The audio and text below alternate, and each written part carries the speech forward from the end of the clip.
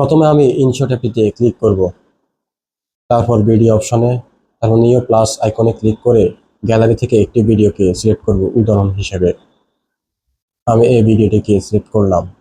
এবার এটিতে আমি মিউজিক বসিয়ে দেখাবো। এটাতে ক্লিক করে আগে এটার সাউন্ডটাকে রিমুভ করে দিয়ে দিব।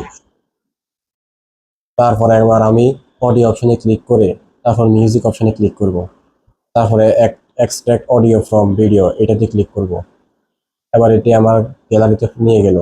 এবার গ্যালারি থেকে আমার কাঙ্ক্ষিত মিউজিকটিকে আমি এখানে অ্যাড করব। আমি উদাহরণ হিসেবে এই মিউজিকটাকে নিলাম, তারপর ঠিক ছিল যে এটাকে অ্যাড করে দিলাম। এবারে দেখতে পাচ্ছেন মিউজিকটা কিরকম,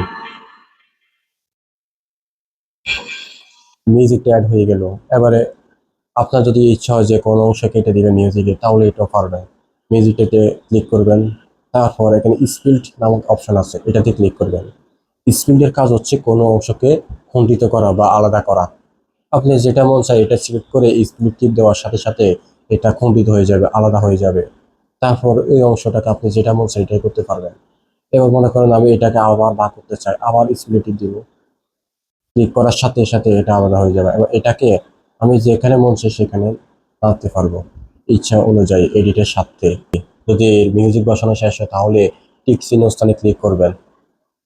আর যদি ওয়াটার মার্কটা তুলে নিতে চান তাহলে ক্রসিংয়ের মধ্যে ক্লিক করে কয়েকটা অ্যাড দেখার পর সেটা উঠে যাবে।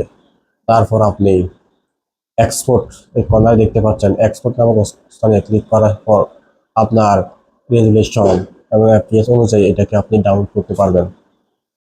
আজকের ভিডিও এখানে শেষ। পরবর্তী ভিডিওতে আমি দেখাবো কিভাবে ভিডিওর মধ্যে টেক্সট বসানো হয় বা লেখা বসানো হয় এবং ভিডিওতে কালার গ্রেডিং বা ফিল্টার কিভাবে দেওয়া হয় তা দেখাবো। তার জন্য চ্যানেলটিকে সাবস্ক্রাইব করে পাশে থাকবেন যাতে পরবর্তী ভিডিওটি দেখতে পারেন। ধন্যবাদ।